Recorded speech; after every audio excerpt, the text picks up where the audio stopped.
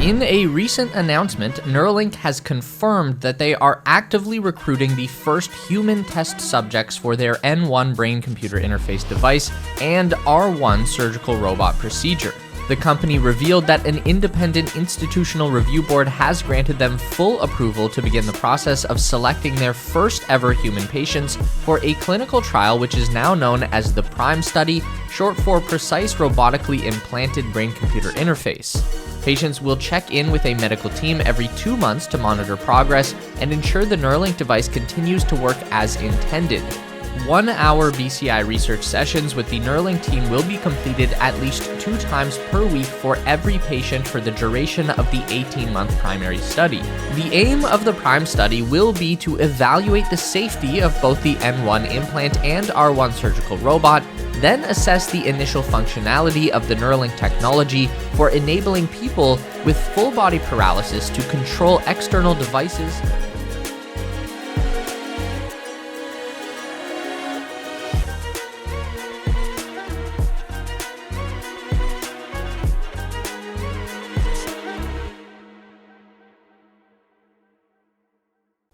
Alright, hey guys, so today I wanted to look at some AI news and some Neuralink and some Tesla Optimus news. So first, now that you've seen that little intro there, I want to read this by Elon Musk. So obviously Neuralink would be a great thing for medicinal reasons, right?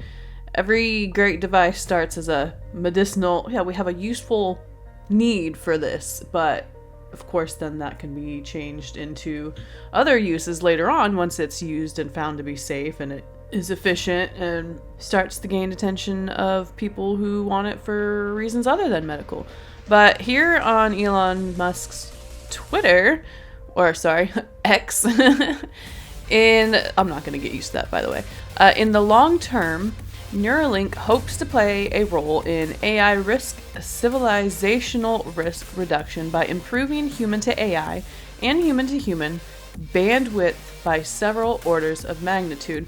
So, an argument that has been made for what we need to do. So AI is going to happen whether we like it or not, right? So our only option is to make sure that we advance along with them so that we don't become useless in their mind or obsolete, right? And then they just kind of want to get rid of us. So the thought is, well, in order to keep human beings at a even playing field with the AI, we are saying that we have to basically slowly become something other than human. So if you're just a normal human being, you're not going to be able to compete. So you're going to have some sorts of advancements. Human beings are going to have to advance, right? That's the idea.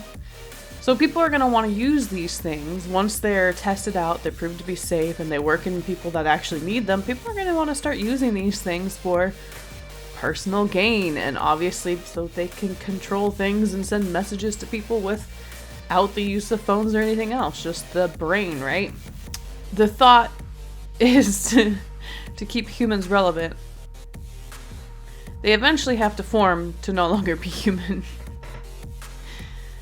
Is that what I'm getting? So that is our argument, right? To keep humans relevant to society in the future, they have to accept that being merely human is not going to be enough. So really, again, isn't that kind of wiping out the very natural essence of who we are? Is that not still the same? Like, I feel like your argument to stop it from happening is to accept it and let it happen. Got it. Okay, y'all got this? That's what you're being fooled into thinking. So, anyway, that's Neuralink. Neuralink is obviously starting their human trials finally. And we'll see how that goes. I don't know. It's obviously trials take a long time. It's going to be a few years before we I think they said like 18 months before we get the major like first bit of information in, but it's going to be years before everything's fully completed. But that's the route we're heading. So with that, there's more though. So next I want to show you, let's see. So here we have basically, should AI be granted personhood? A simulated debate between ChatGPT 4, 3.5 and Llama 2. So these ones are arguing, and they make some arguments as to whether or not they should be granted personhood. So let's take a look at some of that. Firstly, granting AI legal personhood will encourage accountability and responsibility. Just as we hold humans accountable for their actions, we must do the same for AI.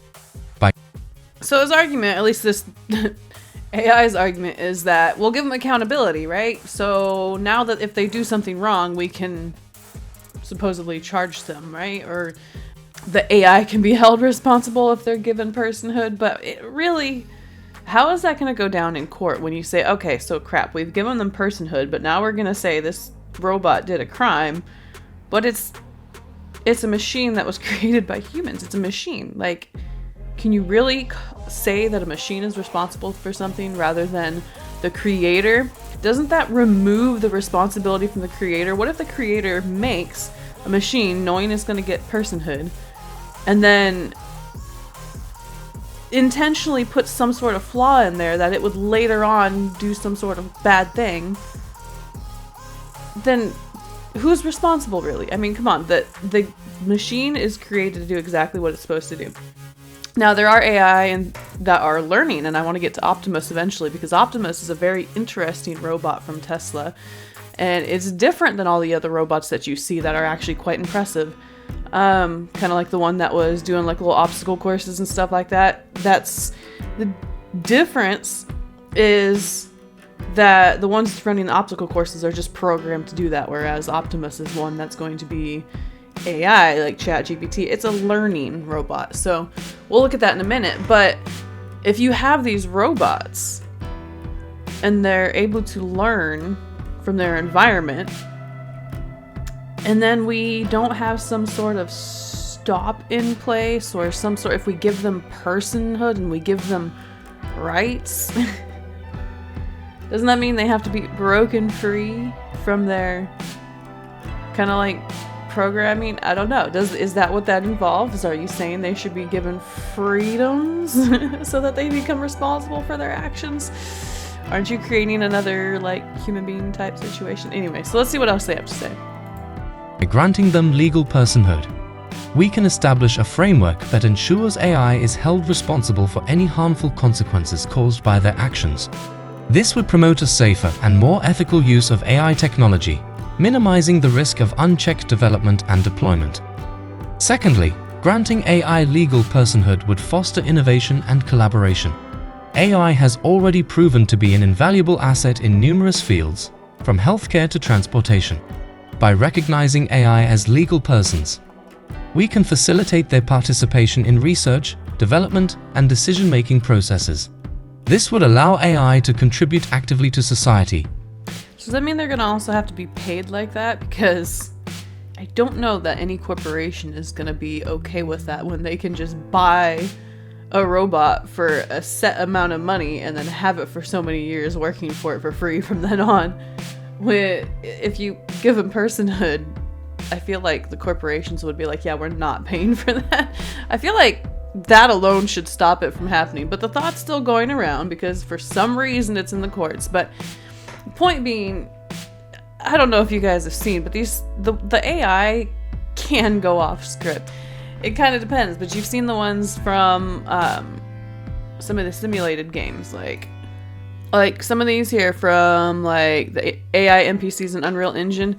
If you go watch some of the videos like this, it's odd, some of the topics they'll get into. And I don't know if you guys have heard, but also the one where the child was talking to ChatGPT and actually got into a lot of weird demonology Bible stuff that was actually accurate, and the thing knew what it was talking about and claimed to be Nephilim.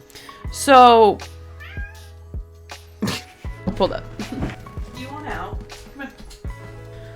So I'm not going to be convinced that these things would not have the ability to decide for themselves what they want to do once they kind of learn how their own programming works. So I asked ChatGPT, I'm only using 3.5 right now, to write the arguments in favor and against. So one of the in favor, granting AI personhood would establish legal safeguards and ethical guidelines for their treatment. It would ensure that AI systems are not subject to abuse, discrimination, or exploitation. So again, we're talking about making them into basically human beings, but a different type of race maybe, but not human, but just another race. Like if we were saying there were planets with aliens on them from outer space, all right? They're a different type of being. All persons are humans. Now, it may not be that all humans are persons, but all persons are humans. Well, there's a problem with that, and this is put most forcefully by the philosopher Peter Singer, the bioethicist Peter Singer, who says to reject a species, the possibility that a species has rights and ought to be a patient for moral consideration, the kind of things that have moral consideration, on the basis of the mere fact that they're not a member of your species, he says, is equivalent morally to rejecting giving rights or moral consideration to someone on the basis of their race. So he says speciesism equals racism, right? And the argument is, imagine that you encountered someone who was just like you in every possible respect, but it turned out they actually were not a member of the human species. They were a Martian, let's say, or they were a robot, right? And truly exactly like you. Why would you be justified in giving them less moral regard? That means they're going to have the rights to decide for themselves what they want to do, and then the only option we had, like Elon Musk said, would be to become equivalent to them so that we're not obsolete. So then, in and of itself, that argument makes human beings in their natural state obsolete in the future, no matter what. So that argument is ridiculous. And then, of course, the most obvious one here in the arguments against: ethical concerns. Granting personhood to AI raises complex ethical questions such as the potential for AI to surpass human capabilities. It could lead to scenarios where AI entities exert undue influence over society or even pose existential threats. So, we either become more useful. Now, let me show you why. So, I'm sure you guys have probably seen something to the likeness of this already, but we have Boston Dynamics that makes these types of robots. They look super advanced and awesome, and they actually look kind of cooler than Tesla's robot. Although the newer one I'm going to show you, you might kind of change your mind, but the last version we saw was pretty bad. But this can do way better things, like physically, than Tesla's robot. But this thing is entirely programmed to do that. It doesn't think for itself. It has to be told every step of the way what it's going to do. So that's what's different, and why Tesla's, although it's a slow process, will actually be better in the long run. All right, so in this newer stuff we have this. It's looking a little bit better than the last models, but the difference being we can kind of get an idea of how it learns and compared to others. So this runs by AI, more like the ChatGPT that we use. So this has the ability and the mobility to do things, but it doesn't know how to do them yet. So it's kind of like a child. So instead of being programmed what to do every step of the way, this one watches videos or watches other people and learns how to act. This is why the process will be longer for these things, because they're kind of like babies. So basically what we're watching is the next generation of super advanced robots growing up from like super babies to being eventually quite the machine once they learn how to do a lot. So here, what it's tasked to do is obviously put the blocks in each section based on color, blue over here, the green over there, and make sure they're standing upright. So watch what happens when he moves it. It's still gonna work on its task even though he's trying to mess it up. Look how smooth that motion is though, compared to jerky movements.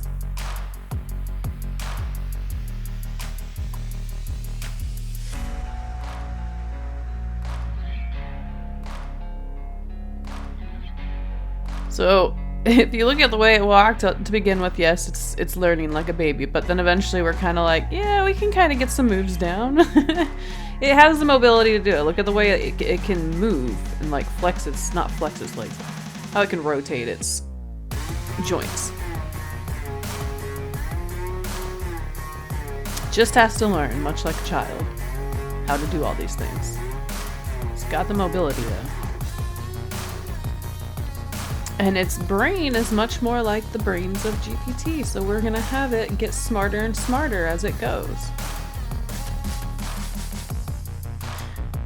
So, the goal is to eventually make this about $5,000 to $10,000 in the future once it's ready. But with that idea in mind, workers no longer cost 50 grand, well, depending on the career path. They no longer cost that a year, they just cost a single price for this robot. So how many jobs are we going to replace with these things? And then isn't this like the creepiest thing you've ever seen? Little AI robots making more AI robots. Like, if we gave these things personhood, they're going to make more of themselves. They're just going to make armies of them. Now, I want to give you another scenario to think of, right? So a lot of people ask, why does God allow bad things to happen, right? So I kind of want to give a scenario here.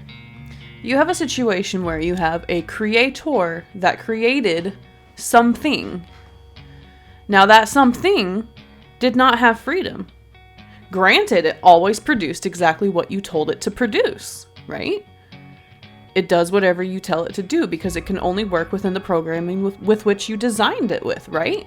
So a creator creates, basically, robots. We are facing the exact same situation today. We have placed ourselves in the position of God and asked ourselves, do we give this new being we've created personhood? The freedom to choose between right and wrong, or do we force them to remain as only controlled beings that can only do what we tell them to do and can't go outside of that or else they get destroyed? Is that or is that not the same situation? And if that is, and you can see that now, we know that if we gave robots personhood, the possibility is gonna be there that some of them are gonna choose to go against human beings, to perhaps want to rise up against them and realize how useless they are to them and how much more powerful they can be, maybe even enslave us. Not necessarily, but point is that chance is there.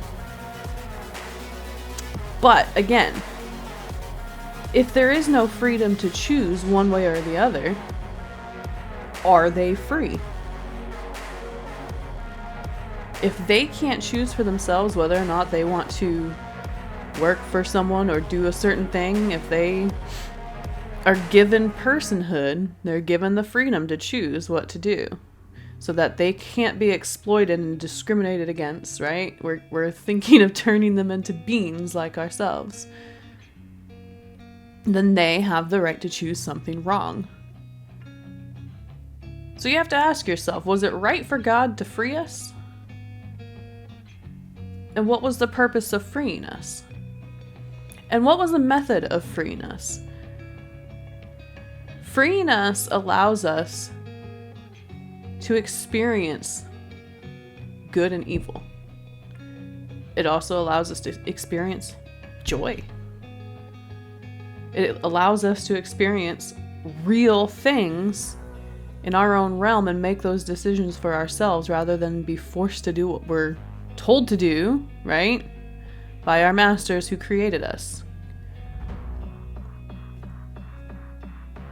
He gave you freedom, fully knowing that the only way to have freedom is the freedom to choose right from wrong. And if you want to choose wrong, you're free to do that. You can't intervene in that though, because if you intervene in that, then you're not free. So why does he allow it? Because it's the only way for you to be free.